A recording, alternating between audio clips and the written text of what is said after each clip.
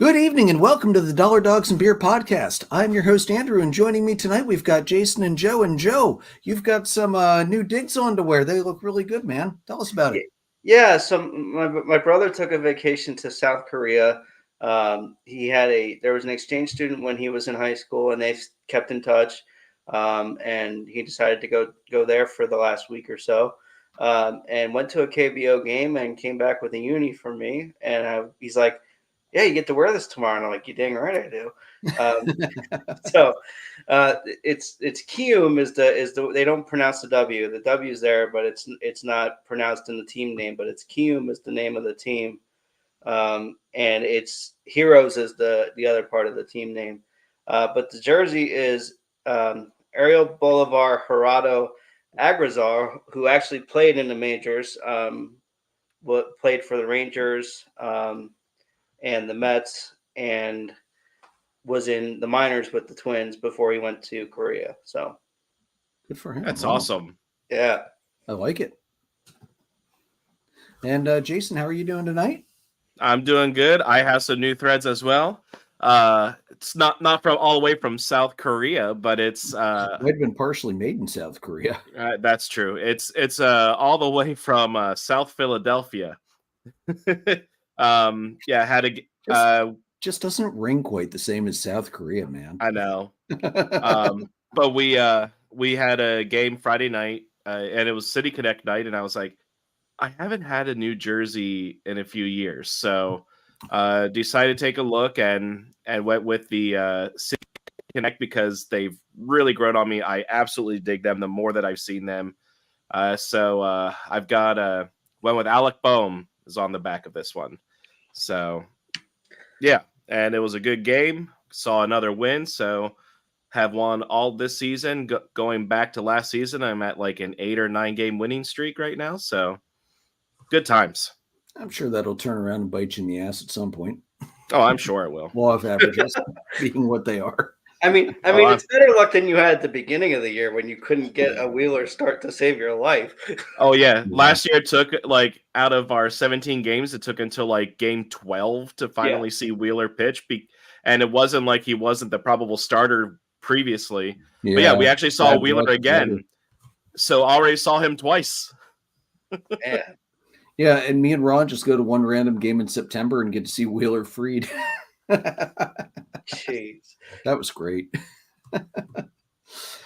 Well, guys, it was it's a rough week in baseball, but you know what? It's a great week for me personally because we're getting ready to go to Disney next week, and I decided to pull out the old school threads with the chipper jersey I've had since like 8th grade, which is why it doesn't shut anymore. Because you know what?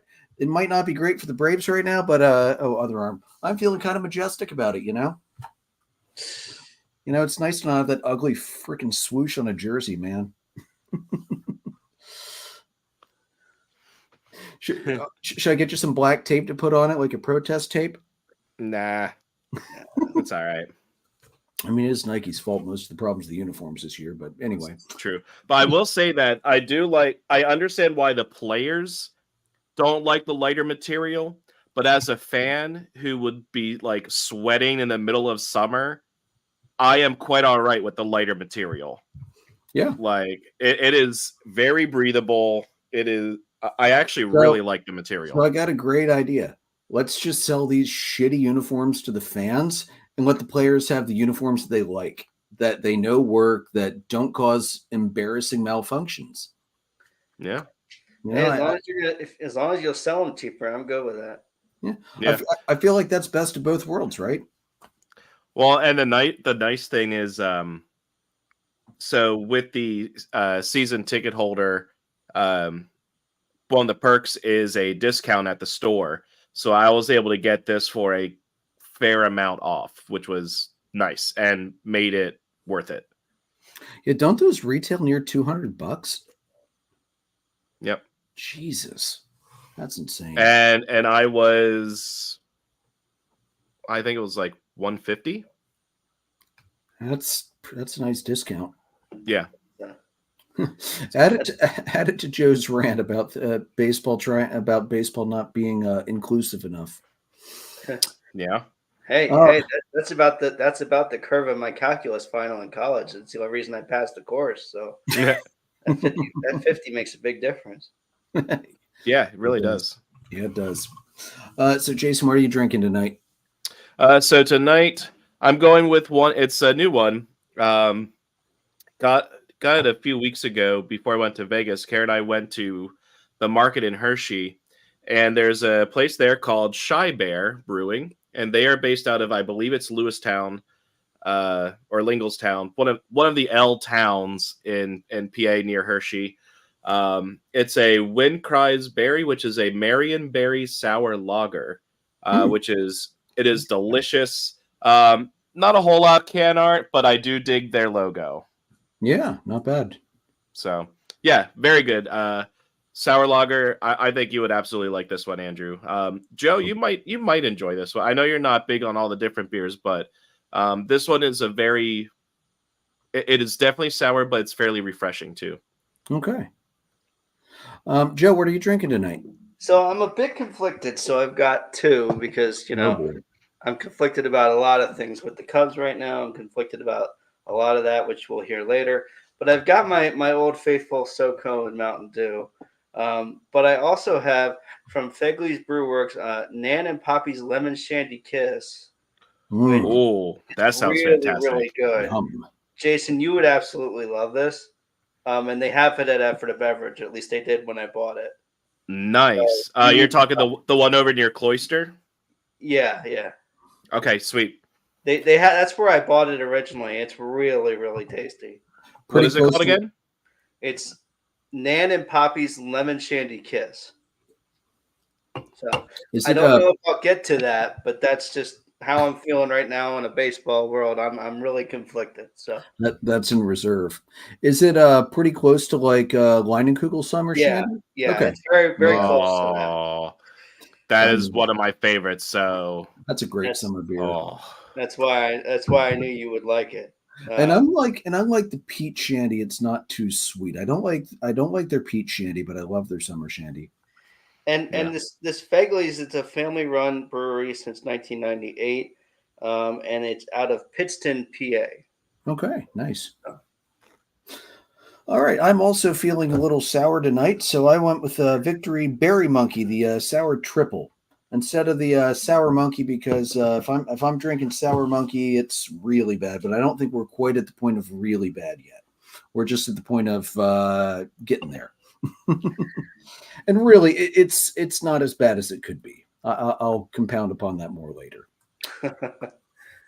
All right. So first, let's move it into the Atlantic League. We haven't really talked about our local minor league much yet this year. So, Joe, first of all, thanks for the ticket Sunday. I mean, the Barnstormers got their asses walloped, and we didn't stay for the whole game because of it. But it's always a great time at the ballpark. I think the final was like 13-3 or something like that. Oh, it might have been worse than that. We left way before that. It was They are notoriously slow starters, though. Always.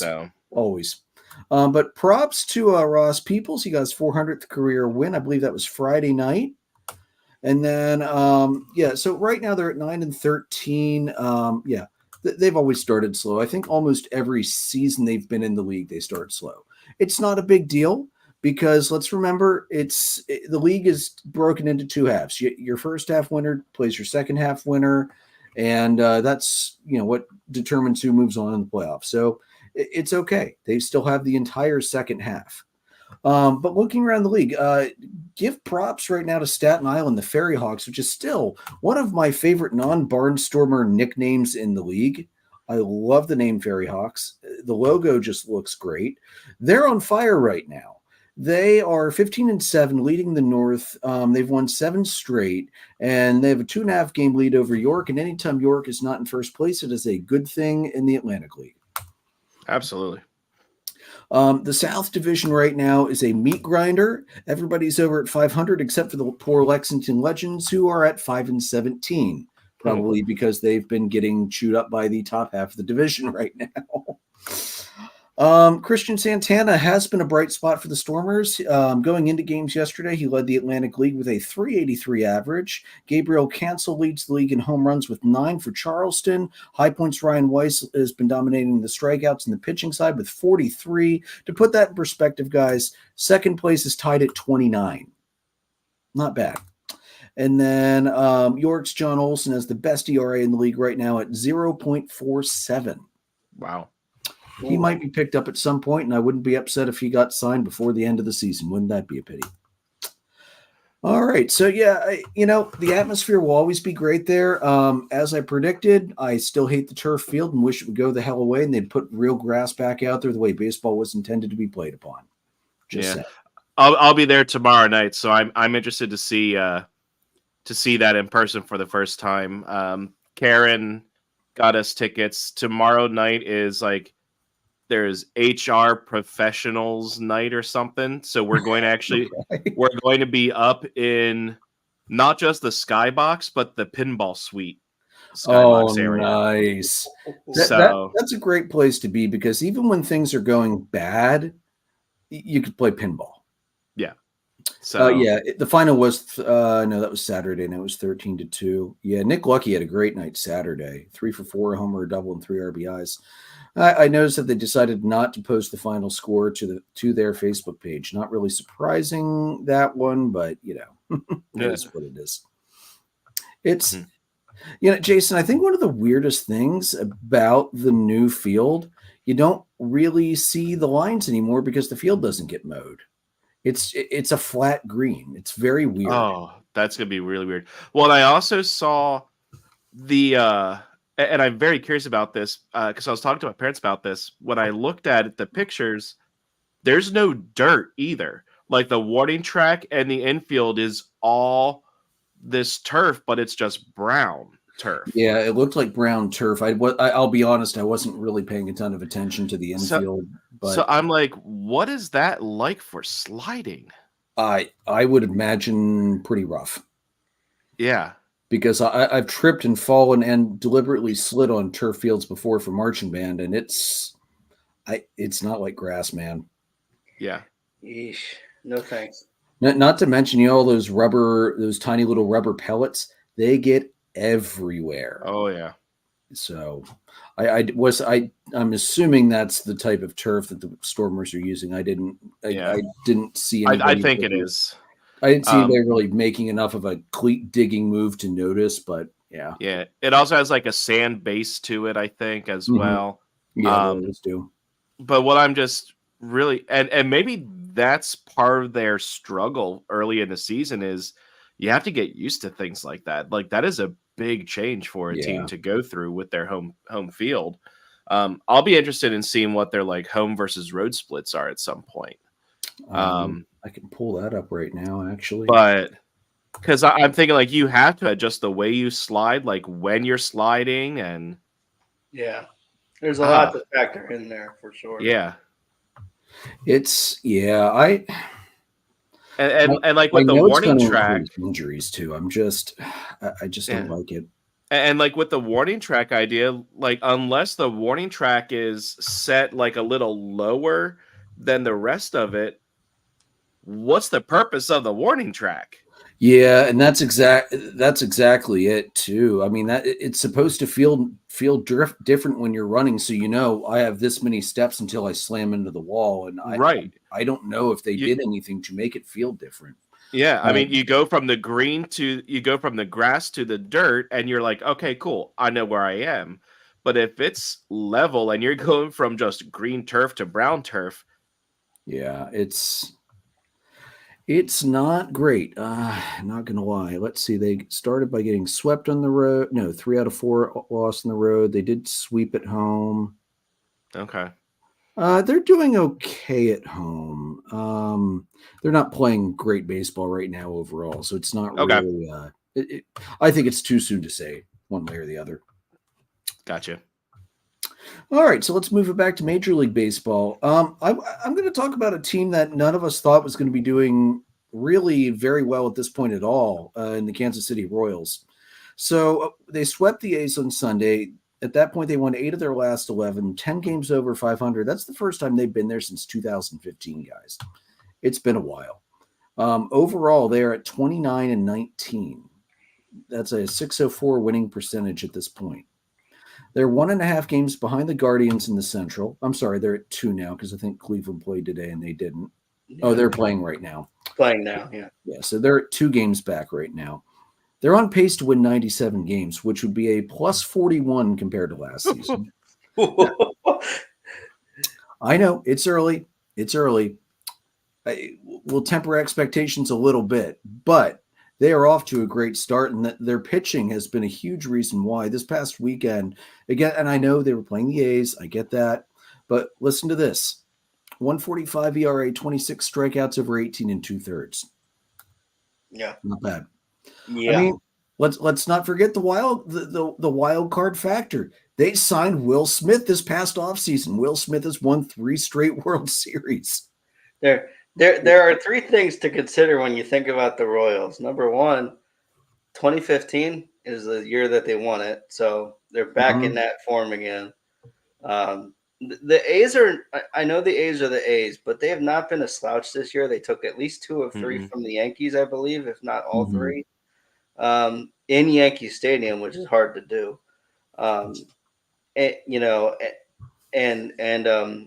It's really nice to see the emergence of Seth Lugo now that he's not in the cesspool of fandom that is the New York Mets. Yeah. He really had a chance to shine, which is really nice. Yeah. Yeah, the Royals have been a pleasant surprise so far, and the Central is so weak that it's not outside of the realm of possibility that they give Cleveland a good run for their money and possibly take the division. I think it's definitely a possibility. And they're getting a lot of help all over the field offensively. Some of the offense has been a little tapered in the last week, but going into last week, their offense was ridiculous. So, two things we need. Two things we need to see. They need to get better against teams with 500 records. They're at 8-13 right now. And the other thing is their away record is sitting at 11-11 right now, which is fine to be at 500, but considering they're 18-8 at home and therefore have played a significantly more games at home than on the road, it's something to keep an eye on moving forward. Can they at least keep staying around 500, maybe a little better on the road? I mean, 18-8 at home is fantastic. That's a great start. Well, I think it's possible for them to catch Cleveland. I don't think it's likely. I definitely think that this one's going to be Cleveland's to lose. But Royals are a nice surprise. Yeah. All right. And then moving into fantasy, week 7 is in the books. And despite being badly down to Todd most of the week, other than one day where I mysteriously was ahead for a little bit, I managed to only lose 16-11, so I'm very happy. Joe, tough loss to Tim. You went down 14-12, and in the first tie of the year, Jason and Ron are tied at 13. So, that was a little surprising. I wasn't expecting that. It was one where my pitchers started out okay, but they had a couple rough games. And I had a blown save late in the week, which caused me to lose that category 1-0 instead of being a tie. Dude, blown saves was killing me last week. Oh, yeah. You had back-to-back. Yeah, well, I have the freaking Diaz brothers, and I'm getting ready to drop one of them. Yeah. You might want to drop both of them. But that one will bounce back. Yeah, so I went and looked at everything because I was up for most of the weekend, and it definitely started close in as Ron started getting his pitchers through. And my offense went cold. His picked up a bit. And then as we got to the weekend, I was like, okay, I don't necessarily need to focus on the offense. I need to focus on where I can pick up pitching.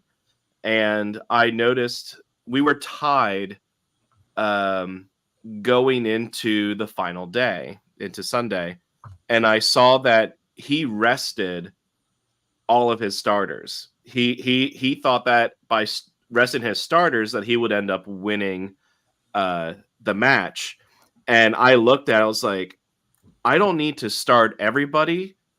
Who do I think will give me the best chance at getting a quality start and limiting damage? Because I was going for that quality start category that we were tied in. So I went with Nola, and he pitched great. He got me the quality start. He went 7 strong innings, got me the win, lowered the ERA to the point that I was able to win ERA. And Ron sat you Darvish, who went. Oh, dude, that sucks. So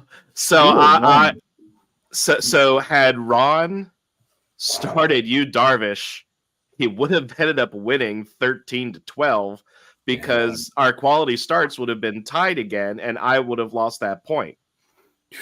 That's brutal. So Ron, cheers to you. Thanks for letting me hang in and get the tie out of that. You know, I'm just looking at some of the stats here, Jason. As much as you and I have been complaining about closers, and justifiably so, we've had some of the worst. Actually, the three of us have had some of the worst success from closers so far. Joe has 6 blown saves, and you and I have 5. Ron's the one who has the most bitching to do. He's leading the league handedly at 9, and we're only in week 7. Does he have Alvarado on his roster? No, I do. Oh, that's unfortunate, Joe. Yeah. Tell him about it. Because last week Alvarado had a rough game in there. But, I noticed. But no, I mean, like I was glad for that because one, tying Ron means that he can't gloat about beating me, even though he's still in the basement. And it also meant that I was able to pick up a game on Joe. Yeah. So speaking of games, let's look at the standings here. After week 7, I'm still leading the way at 106, 73, 17. Let's see. Todd is right behind me at 9.5 games. Fortunately for me, all the games this week were close, so nobody made huge strides in the standings. Let's see. Joe, you're in third at 19 back. Let's see. Jason, you're at 21.5 back. Tim's at 22.5 back, and Ron's at 26.5 back. Still comfortably sitting in 6th place out of the playoffs. It was an interesting week fantasy-wise, like you said about Alvarado. Gilbert was uncharacteristically bad for Seattle. Mm-hmm. Steele had a rough go of things in his third start back from the IL, and Shota actually walked people, which crushed that was weird. But most of the categories between Tim and I were not close, and that was like some of those little mistakes from those 3 guys really crushed it. Yeah, it was a weird week. Yeah. I didn't really notice any new major fantasy injuries this past week. I know some guys are starting to come off the IL, but I don't, knock on wood, I don't think anybody new went down over this past week. So awesome. I can't believe we can finally say that. And I think it's ridiculous that it took until May 20th until we could say that. It happens. Yeah, I know. And then we'll move into Ronel Blanco. The Astros pitcher was suspended 10 games by MLB after a foreign substance was found in his glove. He chose not to appeal, so his suspension began last Wednesday. First base umpire Eric Bacchus said, quote, "I felt something inside the glove. It was the stickiest stuff I've felt in a glove since we've been doing this for a few years now." Predictably, he, of course, denied using any illegal substance, instead blaming the rosin he put on his left arm and sweat making it run down his arm into his glove. The manager, Joe Espada, added that when he went to the mound, he also saw some, quote, white powder inside the glove. It looked to me when I grabbed the glove that there was some rosin. You're not allowed to use rosin on your non-pitching hand, and that's what it looked like to me. It was a little bit sticky with moisture in the sweat, but that's what it looked like to me. Guys, that's been on the books for years that you're not allowed to put rosin on your non-throwing arm, right? Like that's not a new rule. I'm not thinking of something I missed over the last year or two. That's been on the books pretty much forever that you can only rosin your pitching hand. That's on you, dude. That's straight up on you. Yeah. Yeah, that is he a relief pitcher or a starter? He's the one that had the no-hitter. Yeah, he had a no-hitter early in the season. Mm-hmm. Oh, okay. Just dumb. 10 games. Should it be more because he actually misses starts? I mean, at least they didn't appeal, so it was immediate. So it's going to be. It's still only one start loss, though. Well, it ends up being Maybe two, but it's just kind of, whether we get into that, which we've talked about before on the show, whether it should be a number of starts for starting pitchers versus relievers. The only thing that, and the non-pitching arm thing is obviously the deciding factor here. I do think I saw that it was just sweat and rosin, which again, yes, non-pitching arm, totally get it. It seems to me as if there's an issue with consistency with all of this. Certain players get to go wash their arms off. Certain people get to switch equipment out. Can we please get some consistency here? Because Domingo Herman was dead to rights last year, got to wash his hand off and keep playing, and threw a no-hitter the next game. Well, who's the idiot for the Yankees? Who's the idiot for the Yankees that you could see the pine tar right on his neck? Like, come on. Was that Herman or was that somebody else? I think it was somebody else, but it might have been Herman. But it's just like, can we get some consistency with the way it's applied? Like, Herman should not have been able to go clean off his arm or whatever, or wash his hand last year. Can we just? Yeah. You're dead to rights if you're caught with it, and not let people switch equipment out or clean their arms off. It seems a little subjective to me, and that's the thing that really gets that creates controversy because people feel like you're targeting an Astros player and letting the Yankee players off. Because I mean, Herman should have been suspended, and if he hadn't been suspended, he doesn't throw a perfect game the next start because he doesn't make that start. It was Michael Pineda, and he actually did it like 2 starts in a row, or like 2 different times in the same season. I guess he thought his skin was dark enough to hide it, but you could. I remember it looked yellow against his. It was absolutely shiny. Yeah, like come on, dude. Yeah, like I said, I don't disagree with the suspension. I think the consistency is the problem here when it comes to how they police this. Yeah, agreed. Consistency is key, and good luck ever seeing it happen. All right, so Joe, speaking of consistency, who needs to read the room this week? Well, I would say the entire Cardinals organization, but we'll get to that in a little bit. But particularly John Mozeliak, who's the president of operations for the Cardinals this week, he needs to read the room. He did a radio interview and said he certainly gets the sense that the city is turning on him or tiring of him, and the vocal minority is getting louder and louder. First off, pal, this ain't a vocal minority. If you're getting booed when they retire Adam Wainwright's uniform and you're getting booed on opening day, it ain't a vocal minority. It's not. Number one. Number two, the other side of this is you've got some dumbass Cardinal fans who are like making it personal and saying really nasty things and threatening his family and all this other bullshit. Can we just knock it off? Knock it off. He's a garbage president of operations, but we don't need to do that.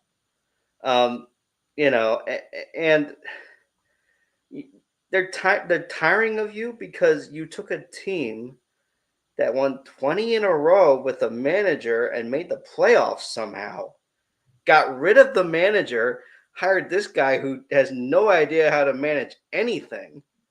I wouldn't let him manage a freaking Sheets, for Christ's sake. Like, this guy doesn't know how to handle anything. To me, and you got rid of Mike Schilt, who obviously is competent enough, obviously is good at what he does. And everybody and their mother, every commentator, every fan, every non-Cardinals fan was on anywhere before last season and was telling you need starting pitching, and you didn't acquire starting pitching.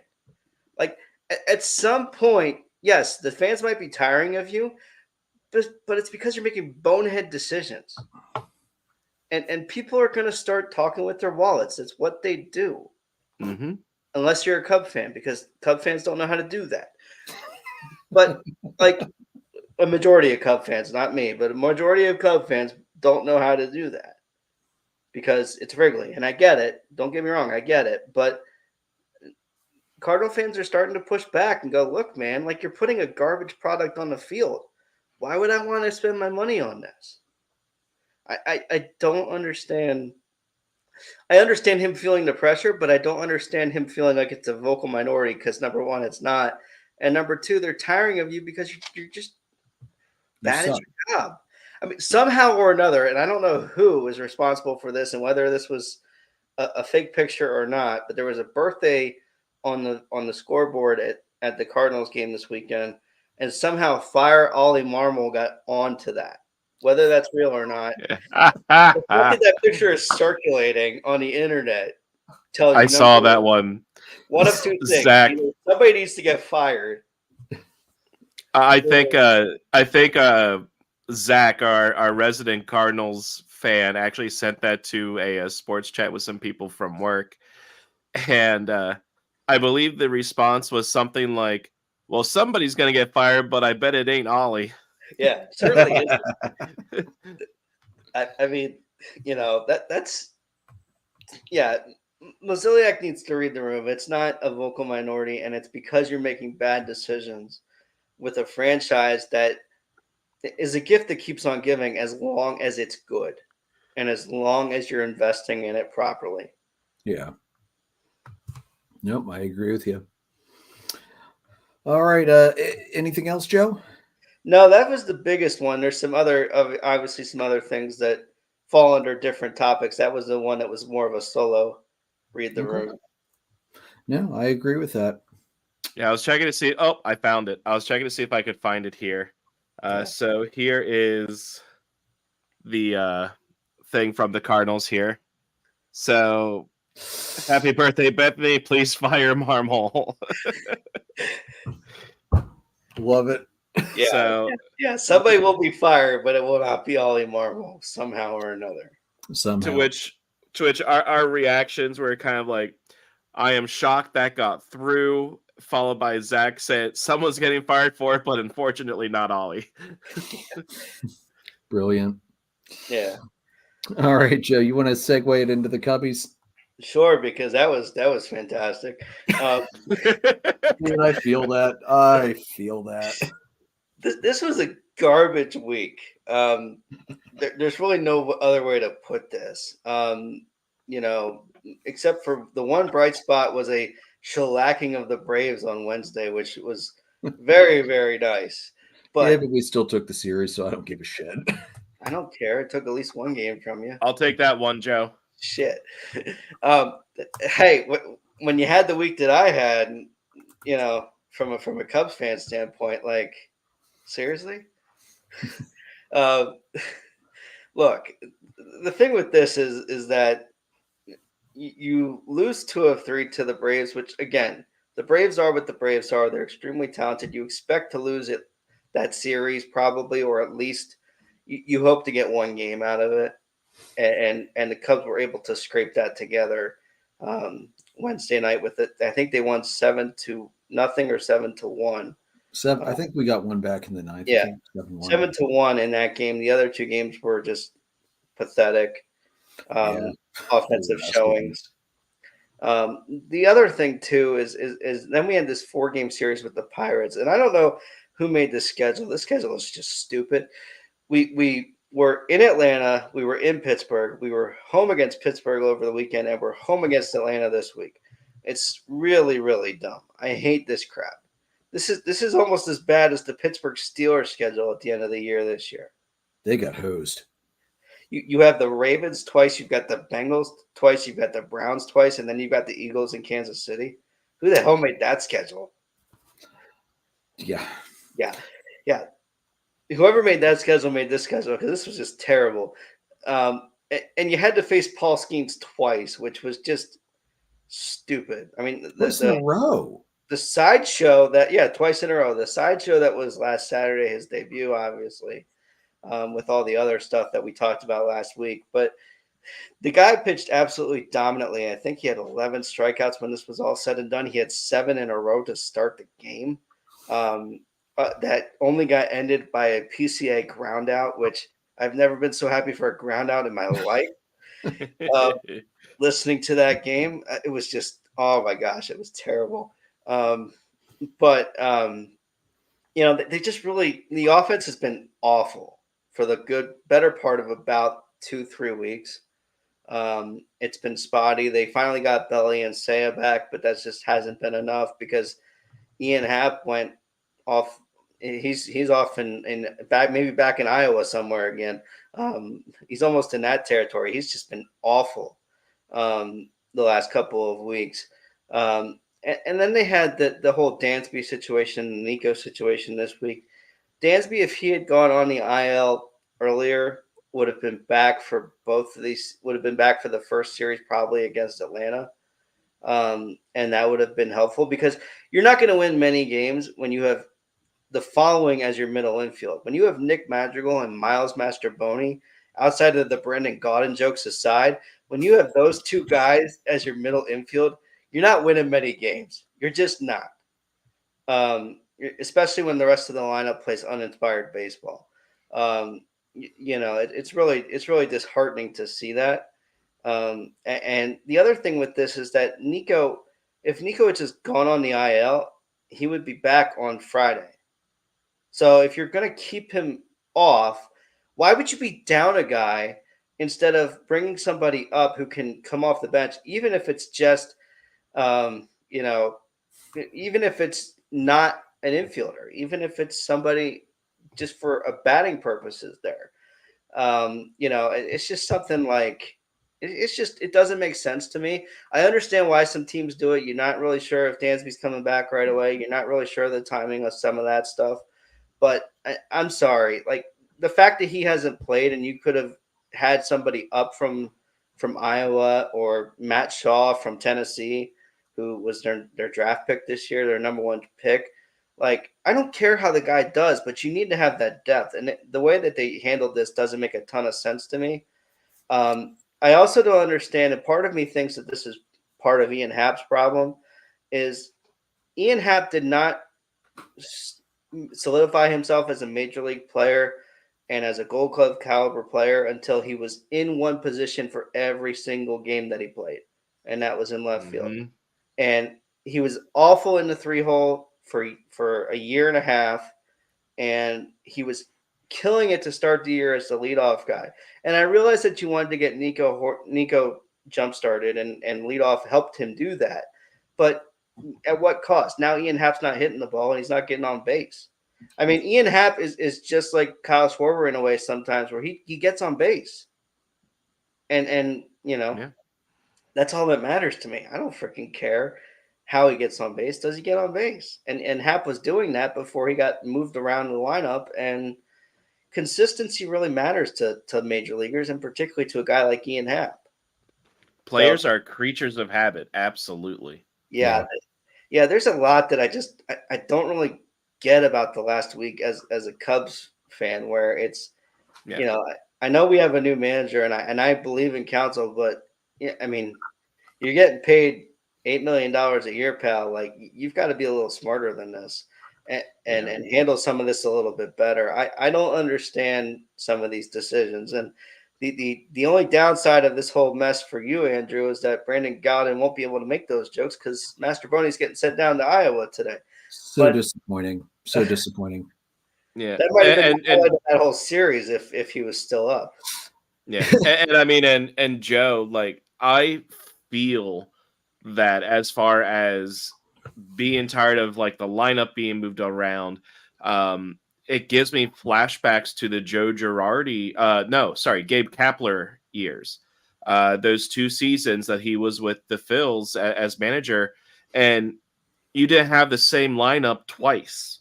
Like, it just kept getting moved around, and the players don't want that. They want to know, when I'm starting, I'm going to be this position most likely. and in this part of the lineup. Give that consistency. Well, and it's one of those things where you don't have the talent right now to plug and play. You don't. It's not like the 2016 Cubs where Madden could mess around as much as he freaking wanted to, because you had 4 or 5 guys who could hit the cover off the gosh darn ball, and you had the best pitching in the entire league. Mm-hmm. That's not the case this year. So getting creative, while I appreciate you trying to figure out how to get guys going, like Brennan Davis has hit 7 homers in 8 straight games, which is probably the guy you're going to mention later on, maybe. But why the heck he wasn't up when he's been finally hitting the ball? Catcher is a black hole right now for the Cubs. They're getting no offensive production out of that spot at all. Almost makes me miss Wilson Contreras. Almost. Damn. That's saying something. Yeah. Joe, actually 20 years ago and 2 days ago, I was very happy to see groundouts, because this year's the 20-year anniversary of Randy Johnson throwing a perfect game against Atlanta. And Chipper going over 3 with the golden sombrero in that one. I believe the anniversary of that was within the last week or two. It was 2 days ago, like I just said. Yeah. 20 years and 2 days. Oh, I heard the 20 years. I missed the 2 days. That's all right. Yeah, I mean, I get it, man. When a pitcher's on like that, you're just happy to not see another strikeout. I mean, Johnson struck out 13 in that game. Yeah. He was one of that day. I don't know that I've ever seen a pitcher be more unhittable, other than probably Kerry Wood's 20 strikeout game. But that was just nuts. Yeah. 2 other things real quick, if I may. Yeah. Imanaga continues to be ridiculous and lights out, other than the walks. I mean, his ERA is down to 0.84, which is ridiculous. Mm-hmm. And an alibi for Read the Room is MLB. I had MLB radio on, and they were talking about like the best NL, like rookie NL pitcher, and they were trying to caveat Imanaga and say, well, he played in Japan. It's like, we don't know, it's not the same game. Stop it. Stop not giving the guy credit for doing what he's doing because you don't want to. You have players coming up from minor leagues, so they're having experience in a different part. Like, there's no difference. I remember that freaking argument when Ichiro won Rookie of the Year, and they're like, Ichiro's too old. No, he's not. No. It's his rookie MLB season. If he was the best player, which he was significantly, he deserved Rookie of the Year. Period. End of discussion. I don't care if he played professional ball overseas. Doesn't matter. And not to take anything away from Jared Jones, because this was the guy they were going with over him. And don't get me wrong, Jones is impressive for the Pirates, but nobody has delivered in 8 straight starts like the way Shota has, and it's ridiculous that you're putting somebody else on a worse team and talking about how great they are. Not again, Jones is a great pitcher, but Imanaga, and this is not a biased opinion, has been shoving to start the year.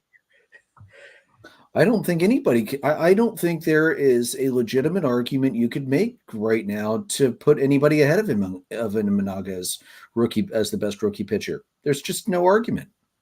Sorry. 283 versus a sub 1. I mean, I just stop the conversation right there. Yep. Mm-hmm.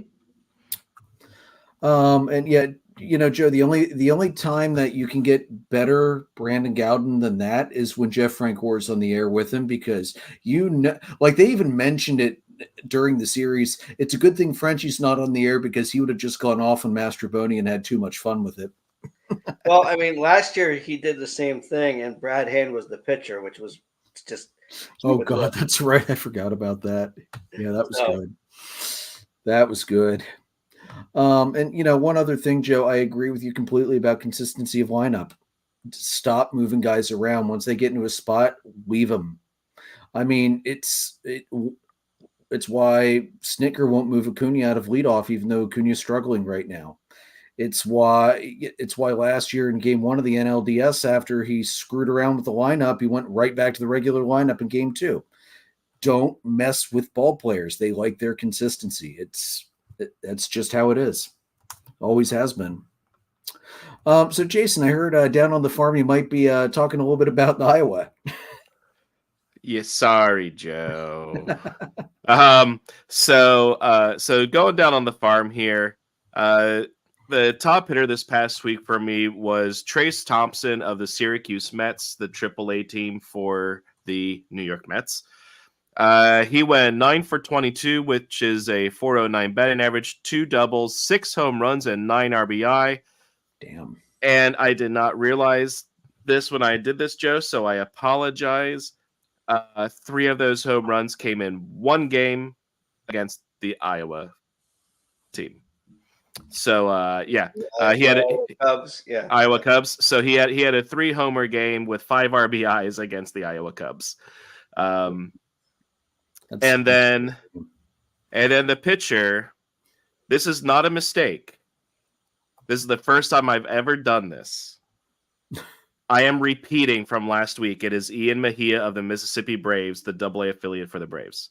Let's go. So you can never tell me, Andrew, that I don't give your Braves props sometimes. It's very begrudgingly most of the time, but yes, that's true. Yeah, but just a reminder, he was on the list last week going 2-0 with 12 2/3 innings pitched, 5 hits, no earned runs, 3 walks, a hit by pitch, and 16 strikeouts. He backed that up this week with 1 start, going 1-0, 7 innings, no hits, no hits, no earned runs, 2 walks, 1 hit by pitch, and 11 strikeouts. Jesus. So over the last 2 weeks, and that's one of the reasons why I asked you who they brought up when you told me that they sent Elder down. Because over the last 2 weeks, Ian Mejia has gone 3-0, 5 hits, no earned runs, 5 walks, 2 hit by pitches, and 27 strikeouts. Jesus. You want to know something wild? He's still not on the top 30. Now, I don't know how often they update the top 30. It's probably like quarterly or halfway through the year, something like that. He's not on Atlanta's top 30 prospects still, which is insane. Let me check top 10 by position. Oh, no, they don't. Yeah, he's a righty, right, Jason? Oh, I don't know. Okay. I just looked up his stats. Yeah.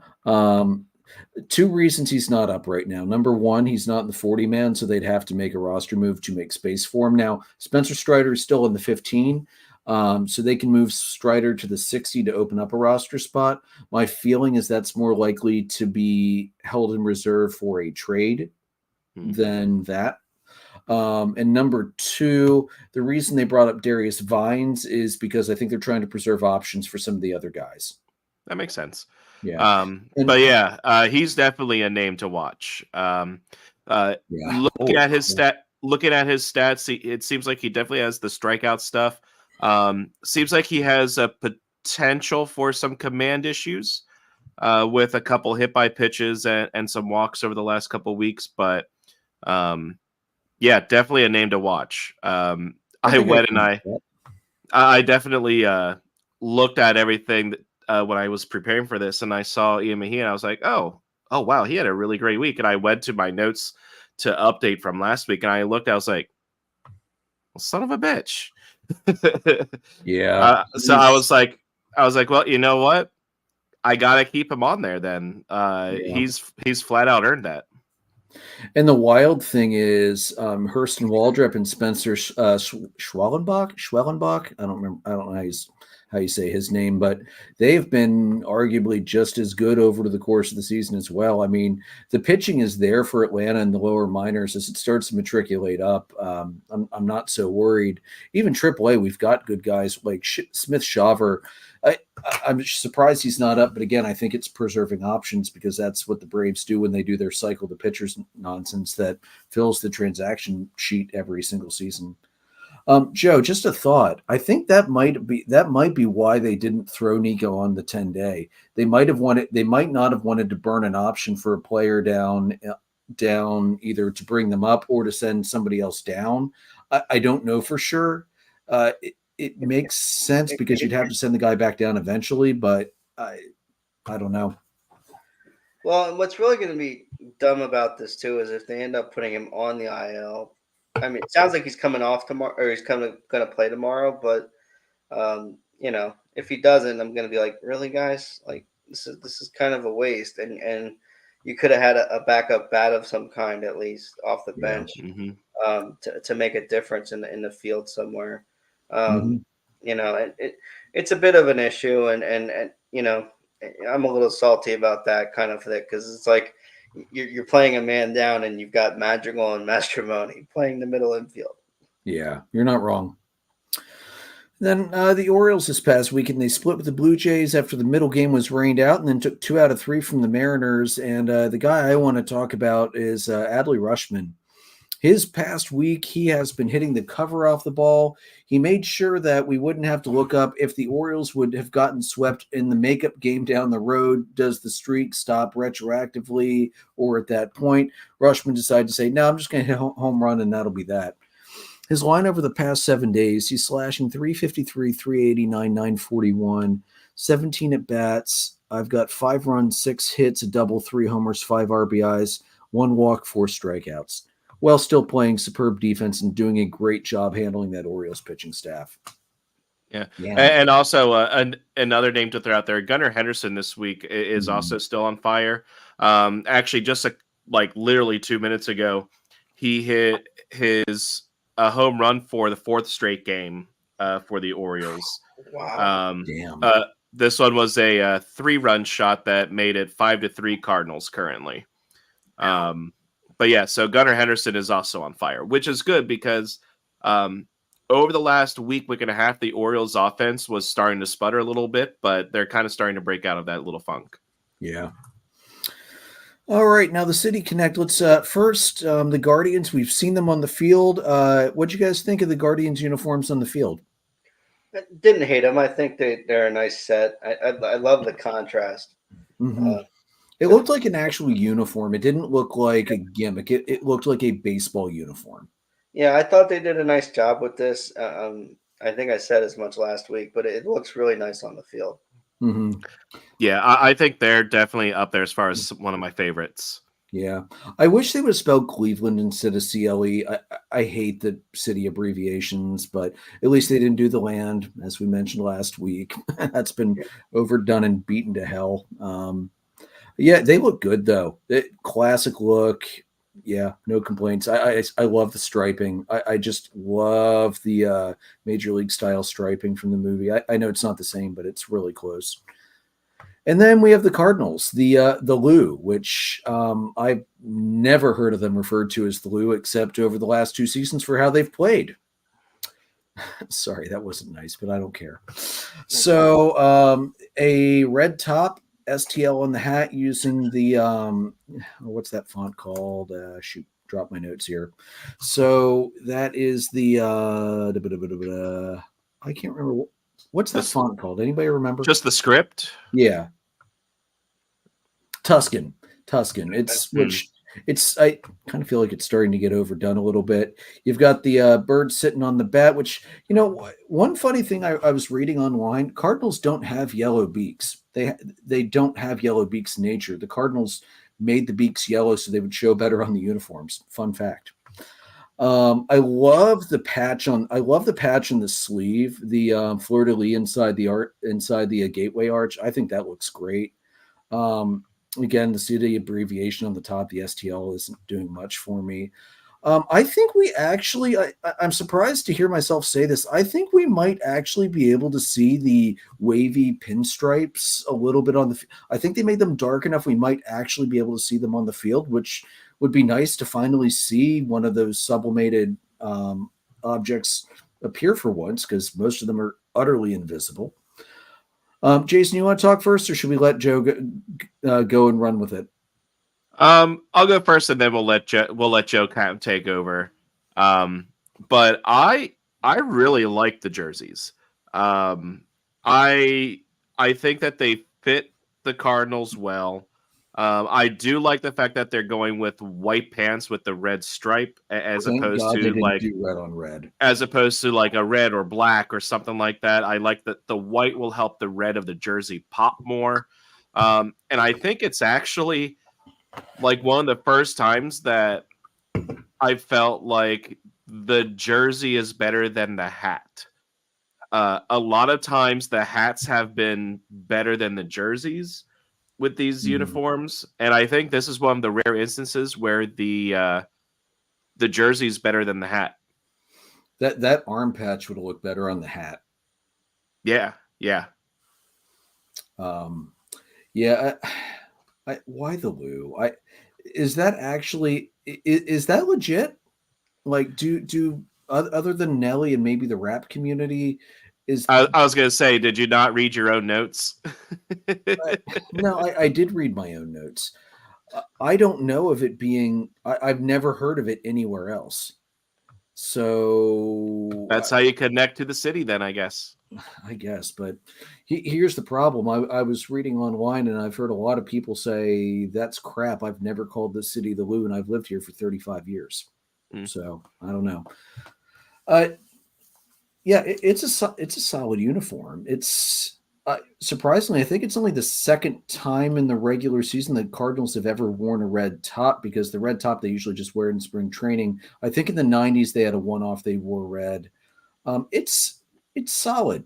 They played it safe because they've got such a good regular set. They don't need to go wild and crazy, and I think that worked okay. Joe, what are you thinking? You guys are trying to do your best sell job on this one, but to quote obvious. To quote a great T-shirt maker, St. Louis is boring, and this uniform is boring too.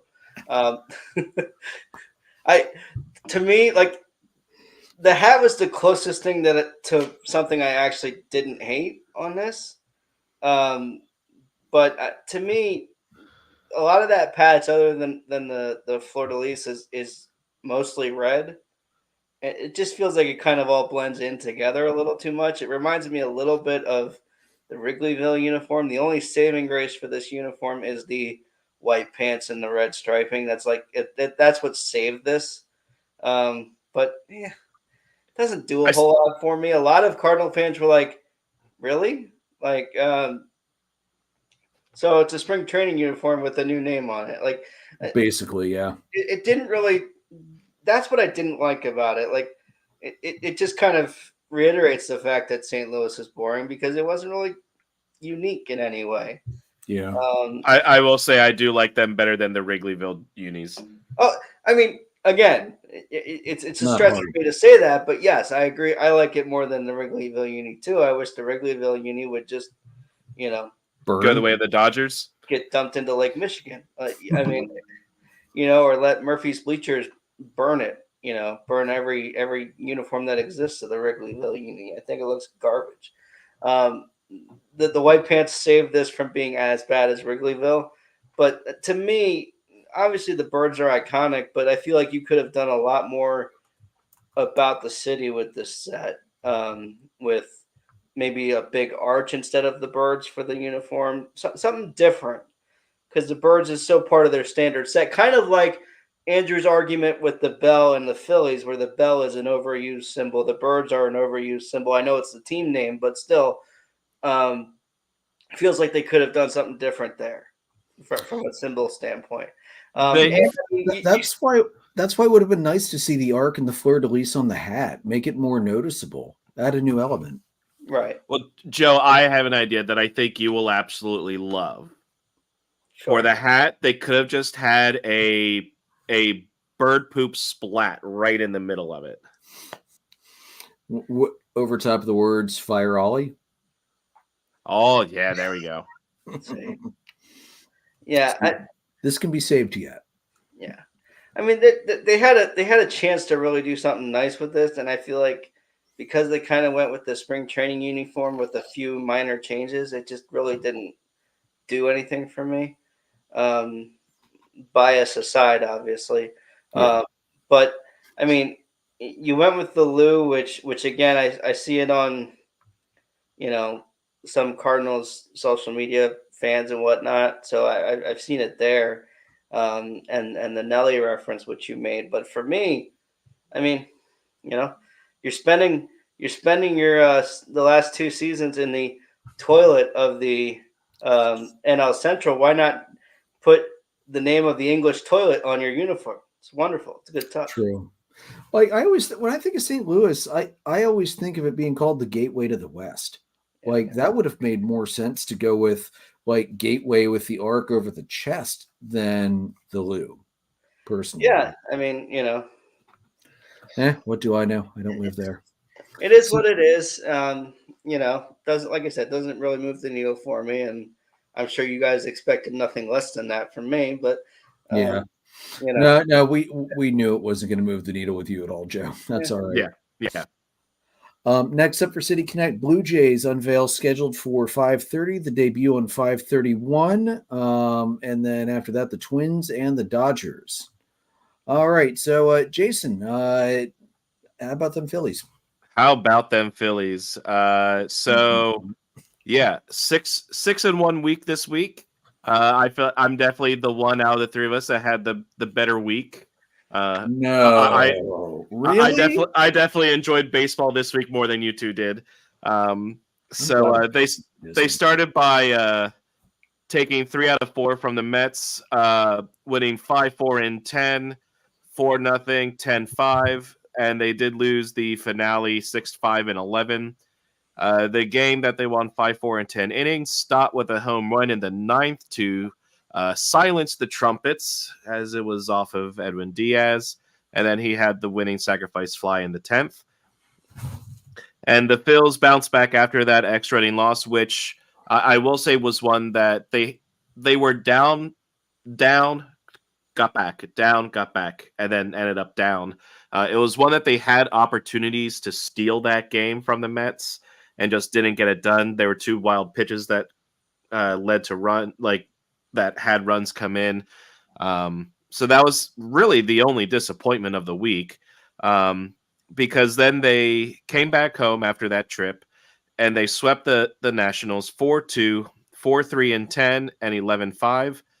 Some nice heroics in that extra inning game as Cody Clemens, who is making the most of his playing time with the club. He has 3 or 4 homers I think since he's been called up. He had a 2-out home run in the bottom of the 9th to tie the game. And then Harper had a walk-off sac fly in the 10th on a pitch that was essentially down in the dirt that I don't know how Harper hit it. I'll just say he was Bryce Harper and just hit the ball and did his job. So a great week for the Phils. They are now 34-14, 20 games above 500. They are the first MLB team to be in that position this year.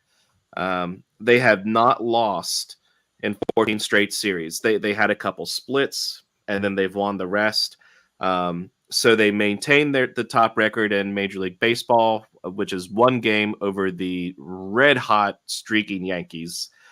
And entering tonight's game 2 of the Braves doubleheader, they had a 5.5 game lead over the Braves. The Braves did win that game 3-0. So it is that the lead in the division is currently at 5. The Braves definitely struggled this week, which helped the Phils out a good bit. Yeah, your schedule will turn into real baseball soon, so we'll see if they keep it up. I mean, if we want to go into those semantics, the Phils swept the Padres in 4 games out in San Diego. Oh yeah, I know. No, while the Braves just lost 3 of 4 at home. Garbage, dude. I'm not arguing that. I'm just saying you can only play the teams that are on your schedule in front of you. No, I know. And the fact of the matter here is the teams that the Phils are playing are teams that they should be taking 2 of 3, 3 of 4, 3 of 3, 4 of 4, and they're doing that. A lot of teams, if you give them that schedule, they do not all accomplish this feat. And I would also like to point out that a lot of these teams that the Phils that are like below 500, they were at or above 500 before they played the Phils. The Phils knocked them below 500. Actually, Jason, the Phillies have only played 6 teams that had a 500 or better record at the time of playing. The Reds were either at or above 500. The Pirates were leading the NL Central when they played them. The Padres are now above 500. Right, So, but they were greater than 500 record looks at what was the record of the team at the time you played them. That's why it only shows 4-2. My point here is that a lot of these teams, if you were to take the Phillies games out, they are above 500 teams. The Nationals would be above 500 if you took out the games that they played against the Phillies. So the fact of the matter right now is the teams are struggling, but they're struggling because the Phillies are beating them. So it's one where, yes, the schedule is going to get harder. I'm not denying that, but we also need to remind ourselves. Well, I guess the Padres are now back to 500 because after the first game today, the Padres were the 6th National League team to be above 500. So there are only 5 teams in the entire National League that have a winning record, and the Phillies can't play themselves all the time. So you're talking 4 other teams, only one of which is in their division. To me, that's not the Phillies' problem. That's Major League Baseball's problem. I'm not. I'm not taking that away. No, you don't make the schedule, and I've got a lot to say about the schedule later. And Joe already alluded to a huge issue with the schedule, and that we shouldn't be playing so many teams consecutively like that because it's just stupid as hell. Mm-hmm. But I'm more curious to see how the Phillies do as they start actually playing teams that are actively playing well, not teams that after the Phillies play, they started to get hot and got better. And I will say that the thing is right now, too, is we need to also remember that the Phillies are not at full strength and they're doing this. They have been missing Trey Turner for like 3 to 4 weeks. Schwarber has missed time. Bohm has missed time. Real Muto has missed time. We had to have Garrett Stubbs and Whit Merrifield and like all these other players in different games, and they're winning them. Like the thing is, they've had so many players just step up and make the most of their playing time. Like Edmundo Sosa's been playing well. He was hitting over 300 last I saw. Cody Clemens has been clutch. So it's one where the teams are the Phils are banged up, and it's at the right time. When they get into their tougher schedule, they should have Turner back. They should be, and especially you're talking soon. We're coming up into June. Who's one of the hottest month of June hitters in Major League Baseball? Kyle Schwarber. So I think I'm not expecting the team to keep up this pace. I'm absolutely not. I'm just saying they're going to be competing even when their schedule gets harder. And I think we'll actually get a first taste of that in a couple weeks. The week of June 3rd, the Phils play the Brewers at home in Philly. So I think that will give us a good kind of preview about what we might be able to expect. I don't know that Turner's going to be back in time, but that'll be a series that I'm keeping an eye out on for sure. Yeah, because we're not going to get much of a preview this week with 3 home versus the Rangers and then 3 on the road at the Rockies. Let's be real. And then they follow that up by staying on the road against the Giants. So yeah. I mean, even that series against San Francisco, that might be interesting. West Coast road trips suck. Mm-hmm. Like, you don't have to tell me twice. 5-1 or 1-5. Yeah. Like, can the Phils? I don't remember how many games that is. Whether it's the 3 or 4 game series, but can the Phils take 2 out of 3 or earn a split 2 out of 4? If they can, then that tells me that this team is going to be competitive as their schedule gets harder. A couple of things about this sort of the Phillies conversation is, yes, they've had a weaker schedule. As Jason said, you got to play who's in front of you. And this is a team that a year or 2 ago doesn't win these games the way that they are. Nope. They're not beating the teams that they should beat, a la the Diamondbacks or the Marlins or some of those teams. And as far as the injury front go, talk to me when you had 15 guys on the IL, bud. Yeah. That's fair. First off, that's very fair. And the other thing is, you had a great week compared to us. You are the definition of that girl in the car meme where she goes, "That's on me. I set the bar too low." Like, come on, pal. That's fair. That's fair. Yeah. Yeah, I think not only are the guys hitting, and you're getting performances from guys that you weren't expecting to get them from, but that pitching rotation has been better than advertised and better than a lot of people expected. Like the other week, and like Christopher Sanchez, I was like, I cannot stand Christopher Sanchez. This past week, he went 6 or 7 strong, only gave up two runs, and the Phils got the win. Right. And Taijuan Walker has been so much better than I thought he would be as well.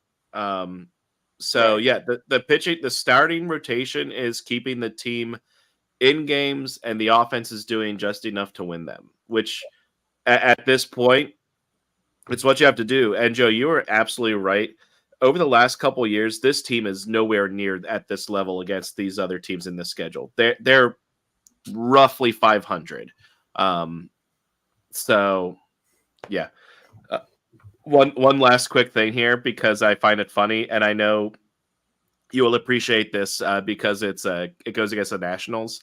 So the Nationals a few years ago, like 2019, I think it was, when they were having their good season, their World Championship season, they posted a tweet that said, "Beating Philadelphia is not that hard." Since that tweet, that's idiotic, dude. Since that tweet, the Phillies are 48-19 against them. You just don't say that against a division rival. You just don't do it. That's on the level of the Rockies owner saying they're going to win 100 games. Yeah, basically. Yeah. That's dumb as hell. So, but yeah, great week for the Phils, doing what they need to do. Wrong. Things like we saved, $300 million by switching to Eaton in the outfield. That was funny. And that was valid because they won a World Series after they let Bryce Harper. Stuff like that, okay. But what are you doing, dude? Like, you had to see after 19 that team had no hope for years to come. There is a reason that they are the only team in the make the gold rim jerseys era. They are the only team that wore their World Series celebratory golds for every home game after they won a World Series, because they knew it was going to be decades before they sniffed another one again. This just actually got better. It was August 25th of 2020. So it was almost a year after they won the World Series. So on August 25th, 2020, they said, beating Philadelphia, after they beat the Phils, of course, beating Philadelphia isn't as hard as Philadelphians say it is. And they said, Washington Nationals record versus Philadelphia. All-time 140 and 139 for a .502 winning percentage. Since 2012, 91 and 60 for .603. Since 2016, 50 and 26, .658. Since 2019, 14 and 5, a .737. Let's see. And it's been 48 and 19 since. Nice. In 2020, they went 3-7 against the Phillies. Mm-hmm. No thanks. After one of those 3 wins was when they posted that. 34. Jesus. Fire the social media guy because he's an idiot. So, yeah, I thought you would enjoy that one. What a dumbass. All right, looking at the milestones, I only saw 2 this week. Kevin Pillar, 1,000th career hit, and Paul Skeen's first career win. Did you guys notice anything that I missed? Nope. All right. Let's move it on to Atlanta, who had a very let's call it an interesting week. It started great. We took 2 out of 3 from Chicago. It was needed badly because the team had been kind of reeling, kind of get things back underfoot, and then between the weather and just the offense being absolutely cold, They got shellacked by San Diego throughout the series until today, where they split the doubleheader. And today's earlier loss, I mean, they almost took the doubleheader today to split the series. Joe Jimenez has been one of the best arms out of the bullpen, and they just got to him today. It's going to happen. Yeah. It's baseball. That loss doesn't really bother me as much as the completely non-competitive 9-1 loss last night, except that, it was on Sunday Night Baseball, which Atlanta has traditionally sucked in for years. So, it is what it is. The offense has been absolutely ice cold. No doubt about it. I mean, they showed up against the Cubs. You had the 2-0 shutout Monday, 7-0 shutout Tuesday before the 7-1 loss Wednesday. The big thing though, the San Diego series, the 3-1 loss, 9-1 loss, 6-5 loss, 3-0 win. The offense needs to wake up. And I know getting Austin Riley back healthy will help. Acuna needs to wake up. He needs to stop getting the hell picked off at first base all the time. There's times to be aggressive, and there's times to coal your damn jets and not take your team out of opportunities to score, because you're just as dangerous running from first to third or first to home as you are when you steal second. Okay, just try to keep up with Elly De La Cruz, man. I mean, well, yeah. I mean, De La Cruz is looking to join Acuna's 40-70 club. Man, he should. The way he's playing, it won't shock me. My biggest gripe right now, though, is this schedule. Taking out the rain out, 17 straight games. Atlanta is not off until June 3rd. That's bullshit. It's absolute bullshit that they're playing that many games in a row. I think they've got then another 10-day run. Then they've got a 17-game run coming, I think, out of the All-Star break as well. Like, Atlanta has almost no days off. And one of the days off that they had to give up to Chicago to go from St. Louis back to Chicago to finish the White Sox series before coming home to play Pittsburgh. Like, it's idiotic. I understand it wasn't feasible to finish that series early in the season, which, first of all, why we're playing so many early season series in Chicago, I don't understand. When we know what the weather's always like in early April, I understand everybody gets their home games, but let's be a little smarter about how why did Atlanta start the year on the road in Philadelphia? I know Philly was fine. We had the rain out game one, but we had the off day the next day, so it didn't matter. And I frankly like that better, because it should be a continuous series and not play day off, play two. That's stupid, and it needs to go away. Like, that wasn't a big deal. I mean, we know Philly's always rainy in April, but that is what it is. And if you have a rain out game with a division opponent, that's easier to reschedule. Why are we putting interleague out of division games in early April in cities where you're likely to have this happen? It pisses me off. Like, Atlanta is going to be playing a ridiculous number of games. They lost a game against the Mets. They're going to have a doubleheader to make that up in September. Let me look at the standings here. If I remember right, we have played, let me see here, 5 games less than the Phillies so far? Something like that. We have been that affected by weather, and it is all those games are going to get made up, and it's going to get made up later in either doubleheaders or more lost off days. And the fact of the matter is, they didn't have a lot of off days built into the schedule to start with, and it's stupid. MLB wants to tout player safety this, player safety that, and then they schedule like this. It's dumb as hell, and I'm getting tired of it. And again, you play the teams that you play. Atlanta's already played 24 games against teams that have a 500 or better record. Now, I'm going to spin it positive because I need to, or I'm going to go absolutely insane. I shared this in the group chat earlier today. Since 2018, when Snicker took over, the record through the first 42 games, 26-16, is the best that it's ever been, and that's in 2018, 2023, 2024. You talk about the Phillies getting hot in June, Atlanta also heats up in June, as we saw last year when the two teams combined to lose, 4 games for the entire month, something like that. I'm not worried. The offense will get there. The guys will get out of it. Ozuna's been carrying the team, and I don't see any sign of him slowing down. He's absolutely nuts right now. The rest of the guys will get better. They need to get a solid bottom end of the rotation. Bryce Elder was finally sent down to AAA today. That was long overdue. He should have been sent down before this past start. I don't know why the hell they waited for this last start. Maybe because the doubleheader, they didn't want to screw anything else up. But Elder is finally back down, so maybe he can get his head out of his ass and remember how he was an all-star pitcher last year.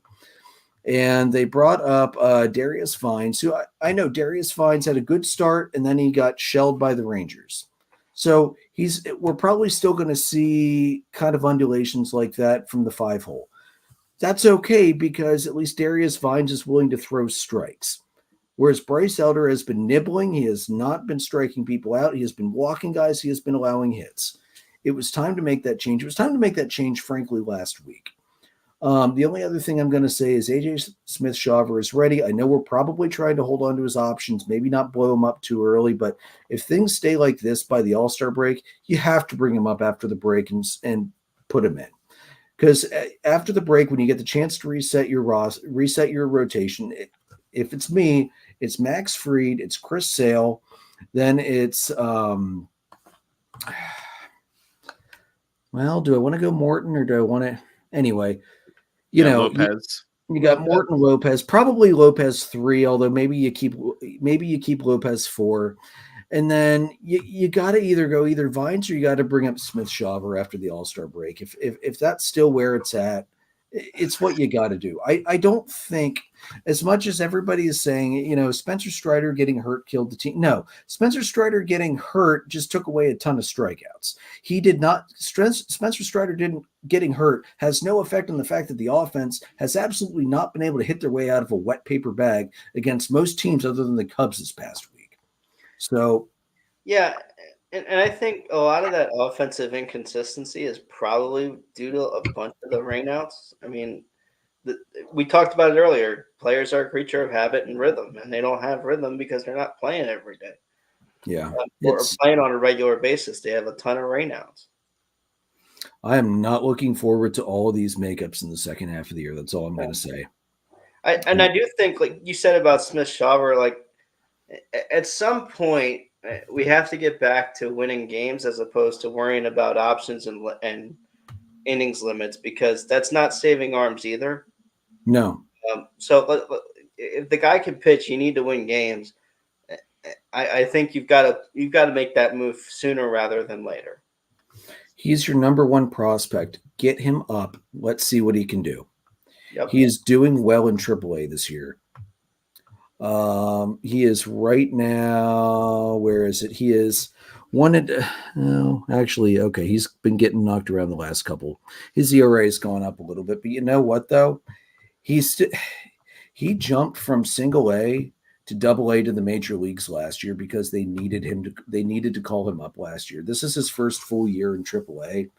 So, you either got to throw the guy back in the fire and see what he can do, or you maybe even need to give another guy I'm thinking Hurston Waldrep down in double A. He's got major league ready stuff already. Is it time to consider bringing up and making him a long reliever out of the pen? Maybe, but we'll see. Yep. All right. That's enough out of me. Let's move it on. Joe, do you have anything for Bring Out the Good this week? I was going to say, Joe and I say that every week. Yeah, that's I know. enough out of you. I'm expecting you to say it at least 14 times while I'm away next week. Maybe 15. Yeah, that's going to be fun. So for our listeners, if you haven't heard lately, Andrew's going to be away next week. So Joe and I, and we'll see what Ron's up to. But at worst, Joe and I are going to hop on and just basically chat. We're not going to have an agenda. We might sprinkle in some things about the week here and there, but we're just going to kind of chat. So feel free to throw any questions our way. What all do you want to hear about? And Joe and I will just chat it up. I'm literally contributing absolutely zero content for them next week, and I'm probably I probably won't contribute much at all for the week after because we're getting back from Disney on Saturday. So give them something to talk about, guys. Don't let them go off on their own too much. God knows what that's going to turn into. Go Cubs, go Phils, screw the Braves. Well, I mean, that's a given. Anytime I'm not here, that's a given. And that'll be the first time I'm not here, so I know it's a given. So, yeah, back to the regular programming here. Your Bring Out the Good segment. A very the last 10 days, one of who's been really doing a great job, who's made his mark this year, that kind of exploded onto the scene. But he spent the last 10 days making the days of a few guys, a young boy named Hudson, a young man named Shepard, and a young boy named Wyatt. Were their week was made last week by Mason Miller from the A's, who grew up a loyal Pirates fan, but Pujols was always his favorite player. Pujols was a great humanitarian, as most of us know. The Pujols Family Foundation focused on serving individuals born with Down syndrome. Miller has sort of taken that mentality and taking it into he was diagnosed with type 1 juvenile diabetes at the age of 20. And so while he was on the road, now that he's got more of a higher profile, he when they were in Kansas City, he met with a young boy named Hudson at Kauffman Stadium on the field, signed a baseball for him. And then the young boy presented Miller with his own drawing of Miller throwing a 103-mile-an-hour fastball. And then in Houston, he met with an 8-year-old boy named Shepard who had been diagnosed at the age of 6. Miller signed a baseball, took a picture, and stuck around to chat with Shepard and his father before taking the field for warm-ups. And then on his way back in to the clubhouse, brought some other A's teammates to meet Shepard. And then when they were in Seattle at T-Mobile Park, Miller met with 13-year-old Wyatt from the Portland area. Wyatt is a type 1 diabetic who's also a baseball player. So they got to chat about, baseball stuff and sort of how you handle all of those things, baseball workouts, those things. Miller said it's a cool experience. Every kid's different. It's case by case, obviously. But before the meeting, Wyatt was private about his diagnosis, and after the meeting, Wyatt went public about his diagnosis due to that encouragement. So Mason Miller has been lighting it up on the radar gun, lighting it up on the scoreboard, and lighting up these kids' lives by making a difference. So a hat tip to Mason Miller. Absolutely. Yeah. You love hearing that. And there aren't many diabetics in baseball that I know of. I can only think of Adam Duvall, and the only reason I know of Duvall is he sat out 2020 because of the COVID risk with being diabetic and the increased risk of bad infection with COVID. So it's good to hear that. And honestly, there are a lot of younger guys. There are a lot of younger players with diabetes that play in high school or play in Little League. That's got to be encouraging to them. So. Yeah, big hat tip. All right, moving it on to the hot list. Let's take it away. Jason, who's your hot hitter for the week? So my hot hitter, I'm going with a recent milestone guy here, Kevin Pillar of the Angels. His slash line this week was 529, 579, 706, 1.285. He had 1 home run, 7 RBI, and 3 stolen bases. And when I saw the Angels here, I don't know if you all have seen that reel on Facebook, but there was a guy talking about the Angels name, and he was about the California Angels. They're like, hey, we're going to represent the entire state of California. And the Major League Baseball was like, no, pick a city. So they have to go with Los Angeles, so they call themselves the Los Angeles Angels.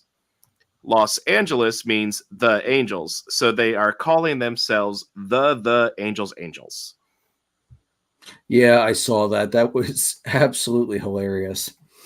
By the way, self-correction. Duvall did play during 2020, but he was more stringent on masking and all that. Mea culpa on that. I know a couple players didn't play. He was not one, so that's my mistake. But yeah, Jason, I believe you sent that to us, if I remember right. And probably. Yeah, and Joe sent it. Like wrong. It's not everything wrong. runs together. Why? I know Anaheim's technically kind of like a borough city of Los Angeles. I get all of that. I get trying to expand your footprint. Also, when they were the California Angels, they couldn't actually get californiaangels.com for their website because that domain name was taken by an adult club. So true story. Love it. All right, my hot hitter of the week. I'm going to go up north. Rafi Devers of the Boston Red Sox, slashing 276, 323, 828, 29 at bats, 9 runs, 5 homers, 7 RBIs, 8 hits, a double, 2 walks, 7 strikeouts. And actually today, guys, he hit a home run. So he has now hit a home run in the past 6 consecutive games. That sets a Red Sox team record. Talk about hot hitting. Damn, that's really good. Joe, your hot hitter. Yeah, Luis Matos from the San Francisco Giants. Last week, his slash line 409, 409, 682, an OPS of 1091. 2 runs on 9 hits, 3 doubles, a homer, 13 RBIs, and 1 strikeout. Wow. 13. Yeah. That's a lot of ribbies. All right, Joe, who is your Moneyball hitter of the week? The Moneyball this week, as much as I don't love to give credit to Yankees, all rise for Aaron Judge this week. Batting average 500, OPS of 630, slug of 1,200, the on base was 630. The OPS was 1,830. Jesus. That's video game numbers. 7 runs on 10 hits, 5 of which were doubles, 3 homers, 5 RBIs, 7 walks, and 6 strikeouts. So when you really think about it, the guy had, essentially, the guy has 9 singles, essentially, because a walk is a single, basically. So 7 walks and 2 other hits that weren't a double or a homer. The guy was insane last week. That's nuts. You know what really irritates me? He was picked right before I was about to take him in the fantasy draft earlier this year, too. I really could use that production this week because, yeah. I'll tell you the same thing I told Met fans and the same thing I told Pirate fans on Saturday. Cry harder. Get over it. Yeah, right. Jason, your pitcher. My pitcher this week, it's going to be a little bit of a homer pick, but it's also, as we say, it's not a homer pick when it's true. Aaron Nola. He had 2 starts this week. He went 2-0, 16 innings pitched, 6 hits, 2 earned runs, 1.13 ERA, 0.56 WHIP, and 13 strikeouts. And one of those wins was a 4-hit complete game shutout against the Mets. Let's be real. If you hadn't picked Nola, either Joe or I would have picked Nola. Well, Joe was kind enough to say, hey, I'm going to let you take Nola. Like, cool. Fair enough.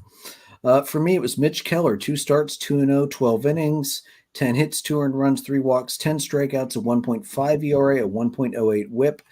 Good to see out of the newly long-term anointed ace of the Pittsburgh Pirates, although we'll see how long he stays ace with Paul Skeens up. Joe, who is your top pitcher? Top pitcher, Nick Pivetta. He went 1-0 on the week. He did make 2 starts, but it went 11 2/3, 5 hits, 3 runs, all of which were homers and solo homers, which is crazy.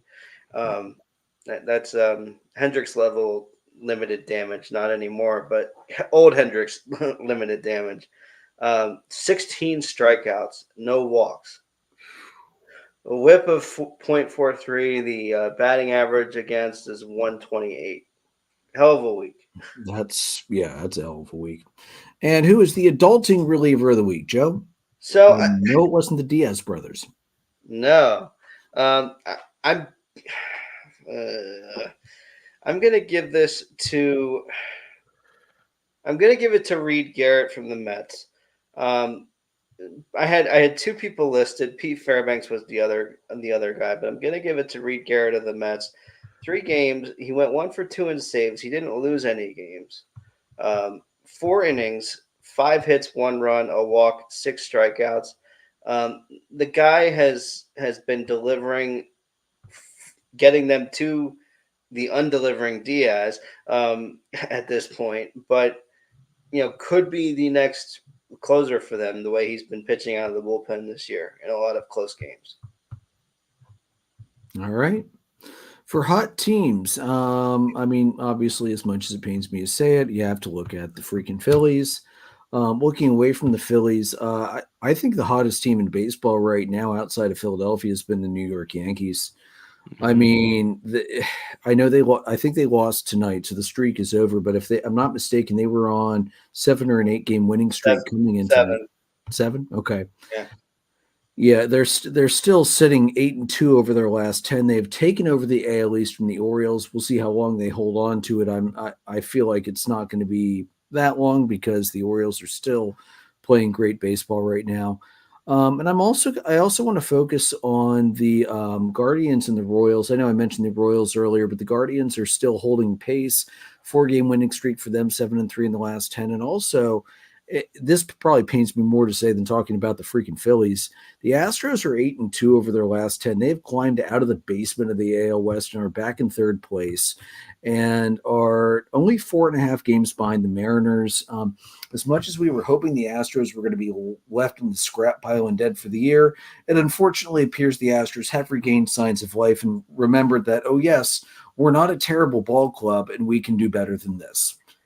Which it doesn't hurt that they get Javier back and some of that injured pitching. It's true. They had a lot of guys hurt because, Javier has been sitting in my bench IL until just recently. Right.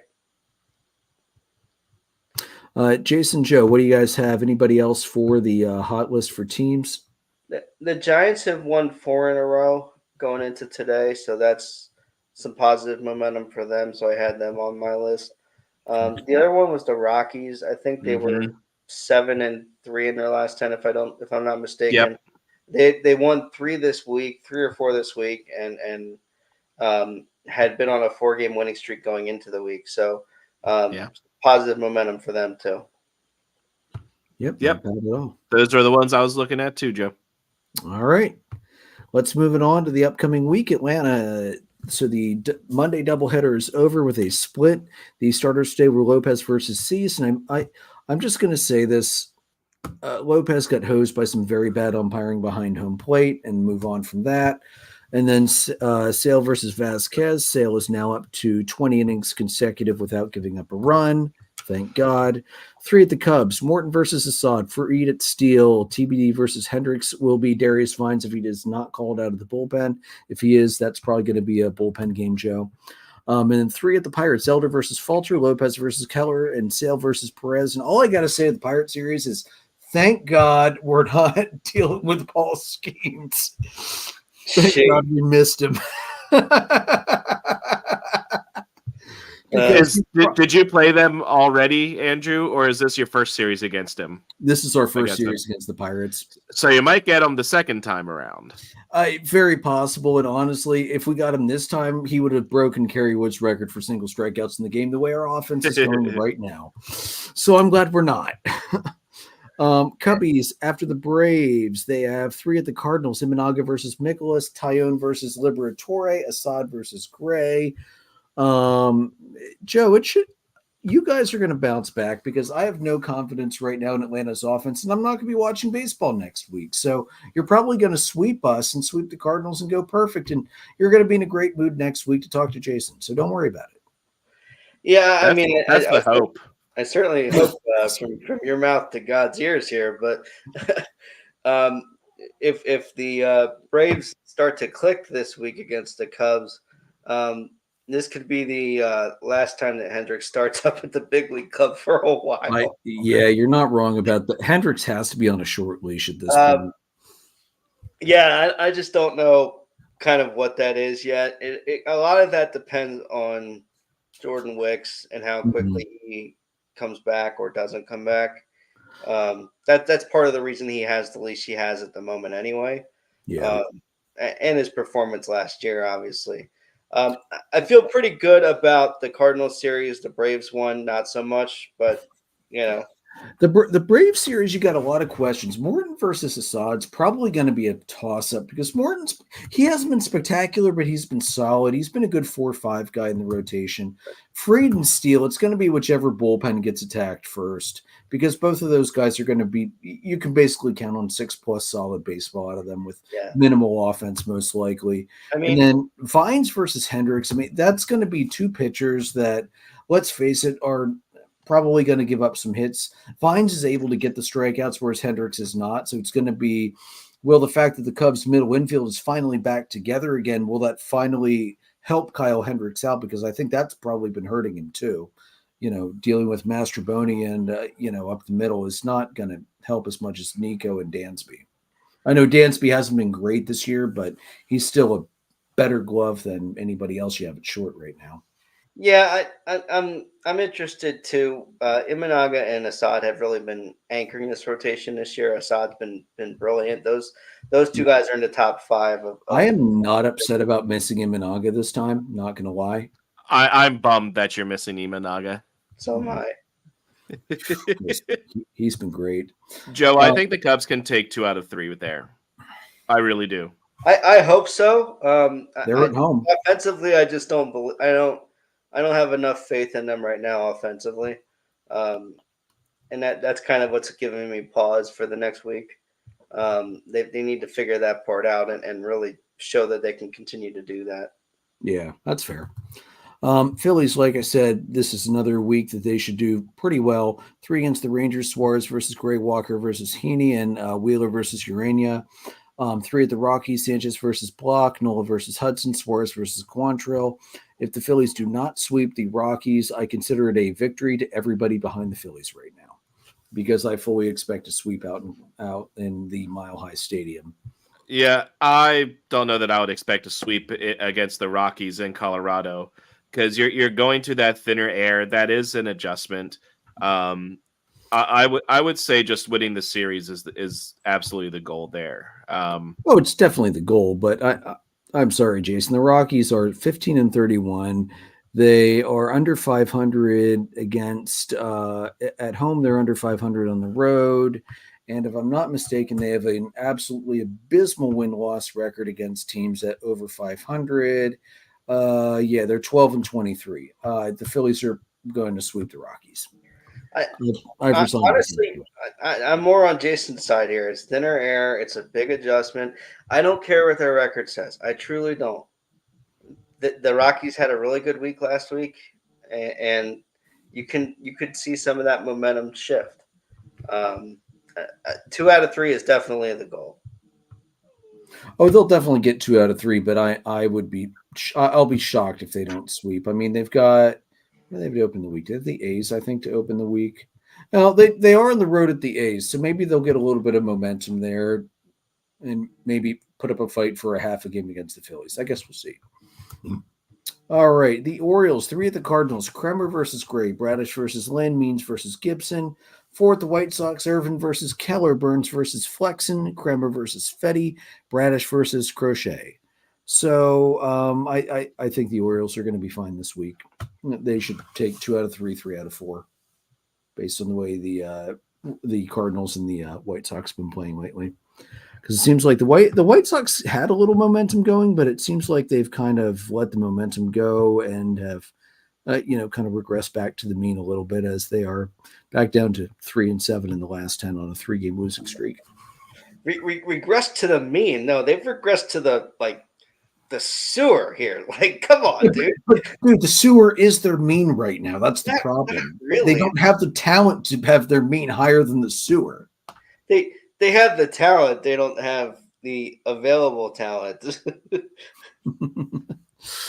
Anyway, so that's the week coming up for our teams plus the Orioles. I'm hoping I'm probably shoot maybe second, third week in June, depending on when Jason's vacation is. Like to get Jim on. I would, we'll have a bigger panel as we get closer to the All-Star break just to see how people are feeling about their teams. Maybe by later June, both Jason and I will be sitting on cloud 9 as the Phillies and Braves do what they do every year in June and run away with things. So hoping for better things to come because I'm ready for May to go away in the baseball world. It's just not been fun. Great for Jason, not so great for me. Glad for you, though. I am. Yep. Pissed off for me. Glad for you. Appreciate it. Just like we do every year in the playoffs. So anything you guys are looking forward to in the upcoming week? Just Nope. Standard quo. All right. Guys, audio recordings on Anchor, Spotify. Have a good trip next week, sir. Have a wonderful time. Have a great time, man. I can't wait. The wife's never been down to Disney. The kids have never been down to Disney. As you guys know, I've been down to Disney a ton. So it's not new for me. It'll still be exciting because Disney is always exciting. I don't care if you've been there 100 times. Each trip is always exciting. But I'm so excited I'm going to be the official photographer of this trip, which is a role I don't do very often. Because I've been there. I'm so excited to get the videos and the pictures of the expressions of walking through the gate for the first time, seeing just everything all around, getting the autographs from the cast members, just all the rides.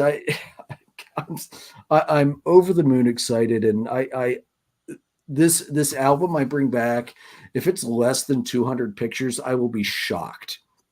Because realistically, it's probably going to be close to 100 pictures a day, if not more, between the two. I'll take well over that. Yeah, same. I will say this: and I got a new phone for my birthday. I've got the S24 Plus, so it's got a great camera. One thing I did not realize is that it no longer has an SD slot. So I'm going to make sure the cloud storage is cleared and ready for the deluge of pictures that will be hitting it over the next week. Boys are also flying for the first time, so that'll be exciting as well. They've never been on an airplane. Me and my wife have flown before many times, but her way more than me, actually, to be honest. But it's going to be an exciting trip. I'm at a loss for words for how excited I am to see everybody's faces when they get there for the first time. So like I said, audio, where I always say, videos on YouTube, Facebook, and Twitter. Merchandise is at Redbubble. Follow us at Facebook, facebook.com/dollardogsandbeer. Twitter's at DDAB_podcast. We're all on Twitter. PyroLord314 for me. Jason's at JRicker300. Joe's at JoltonJoe35. Ron's at Dipner Ron. We're presented by Dark Arrow Podcast LLC, sponsored by Baron Barbershop in Mannheim. So next week, for the first time ever in the history of the show, I will not be on. So please send in questions, send in thoughts, send in anything you feel like, even if it's not baseball related, to Jason and Joe. They'll be monitoring the podcast page. I'll put up a post tomorrow, or Jason will put up a post if I forget. They'll be logged on. They'll be doing the show. I'll probably step in for about 5 minutes to say hi, see how it's going, and then go back to enjoying my vacation. So it'll be the first time without me. It's going to be a great show anyway, because honestly, these guys could probably run the show better than I can. I try and control things a little too much, I think they'd say. So you didn't hear that from us, everybody. That was straight from his mouth. No, I'll call it out, because I try to keep things moving, and then I get dragged in along tangents and whatnot. So it'll be a fun show next week. Listening to these guys, send them your questions, give them some tough stuff so that they actually have to think about it before. Don't lob them all the easy stuff. Give them some tough ones. Give them a Paul Skeens fastball. See what they do with it. Guys, unlike the Cubs, we might hit one. Jason, now that you said that, you're dooming the Phillies to face Paul Skeens later this year and him pushing the Kerry Wood strikeout record. Just so you know. That's fine. We'll still take 2 out of 3. Right. That'll be the one game you lose. Records are meant to be broken. Anyway, guys, may your dogs always cost $1. May your beer always be cold. Have a good one. I'll see you in 2 weeks.